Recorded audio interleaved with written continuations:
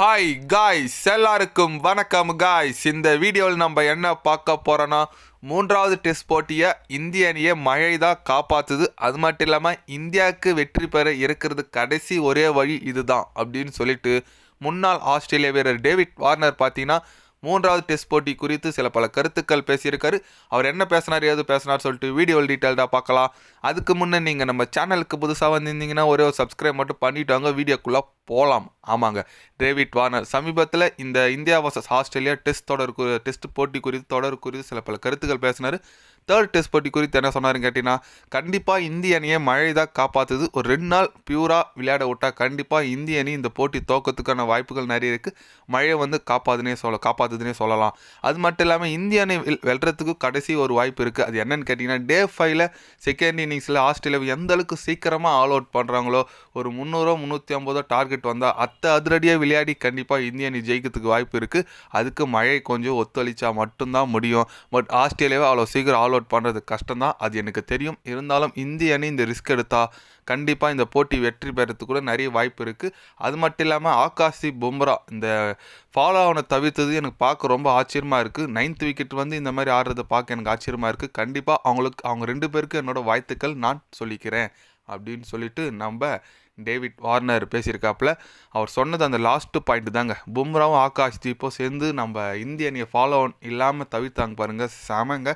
அதனால தான் இந்திய அணி இந்த போட்டி ட்ராவாச் பண்ணுறதுக்கு ஒரு வாய்ப்பு இருக்குன்னு சொல்லலாம்.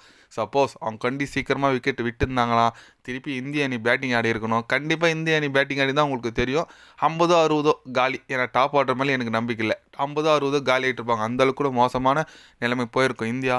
அது தவிர்த்துக்கு 2 பேர் தான் முக்கிய காரணம். அதுக்கப்புறம் கேஎல் ராகுல், ஜடேஜா அவங்களோட கிளாஸ் பேட்டிங் 2 பேருமே ஆடினாங்க. ஆனால் இந்திய அணி இப்போ கடைசி 5வது நாள் ஆடிட்டு வந்துட்டுருக்கு. 260க்குலாம் ஆல் அவுட் ஆகிட்டாங்க. திருப்பி இப்போ மழையால் கொஞ்சம் தாமதம் ஆயிருக்கு. இன்னும் ஒரு 10 நிமிஷத்தில் வீடியோ பண்ணிகிட்டு இருக்கிறது இருந்து ஒரு 10 நிமிஷத்தில் பார்த்தீங்கன்னா மேட்ச் ஸ்டார்ட் பண்ணுறதா தகவல் வந்திருக்கு. திருப்பி ஆஸ்திரேலியா பேட்டிங் விடுவாங்க. அவங்க எவ்வளோ அடித்து நம்மளுக்கு கொடுப்பாங்க, கண்டிப்பாக கொடுக்காம இறங்க மாட்டாங்க. எவ்வளோ அடித்து நம்மளுக்கு டார்கெட் கொடுக்குறான்னு சொல்லிட்டு வெயிட் பண்ணி பார்க்கணும். இந்திய அணி டார்கெட் சேஸ் பண்ணலாம் கூட பரவாயில்லைங்க. ஒரு ட்ராவாச்சு மேட்ச் பண்ணிவிடுங்க. கிட்டத்தட்ட இந்திய அணி இந்த போட்டி தோக்க வேண்டியது தான். மழை வந்து நம்ம டேவிட் வார்னர் சொன்ன மாதிரி மழை வந்து தான் காப்பாற்றிருக்கு, அது வேறு விஷயம். அட்லீஸ்ட் இந்த போட்டியை ட்ரா பண்ணால் மட்டும் போதும் தான் இந்திய அணி ஃபேன்ஸே நினச்சிட்ருக்காங்க. கண்டிப்பாக இந்திய அணி வீரர்களும் அதான் நினச்சிட்ருப்பாங்க நான் நினைக்கிறேன். அது மட்டும் இல்லாமல் ஒவ்வொரு போட்டியும் முக்கியம்னு சொல்லியிருந்தோம். இந்த போட்டி ட்ரா ஆயிடுச்சு, என்ன பரத் நம்ம ஐசிசி டெஸ்ட் சாம்பியன்ஷிப் ஃபைனலுக்கு போக முடியாதா அப்படின்னு கேட்கலாம். இல்லைங்க, அடுத்த 2 போட்டி வெற்றி பெற்றால் இந்திய அணி 100% ஃபைனலுக்கு போயிடும். ஐசிசி டெஸ்ட் சாம்பியன்ஷிப் ஃபைனலுக்கு தாராளமாக போயிடும். அதனால் கண்டிப்பாக அடுத்த 2 டெஸ்ட் போட்டி பார்த்துக்கலாம். முதல்ல இந்த போட்டி ட்ரா பண்ணலாம். அதுதான் இப்போதைக்கு இருக்கிற ஒரே மந்திரம். நீங்கள் சொல்லுங்கள், தேர்ட் டெஸ்ட் போட்டி ட்ரா ஆகுமா இல்லை ஆஸ்திரேலியா வின் பண்ணுமா? உங்களோட கருத்து என்னன்னு சொல்லிட்டு கமெண்டில் சொல்லுங்கள். இது போன்ற ஸ்போர்ட்ஸ் யூஸாக தெரிஞ்சுக்கணுன்னா சேனலை சப்ஸ்கிரைப் லைக் ஒன்று பண்ணிக்கோங்க. கண்டிப்பாக கிரிக்கெட் பற்றி day by day channel update வரும். மறக்காமல் சப்ஸ்கிரைப் மட்டும் கொஞ்சம் பண்ணி வச்சுக்கோங்க. நன்றி, வணக்கம்.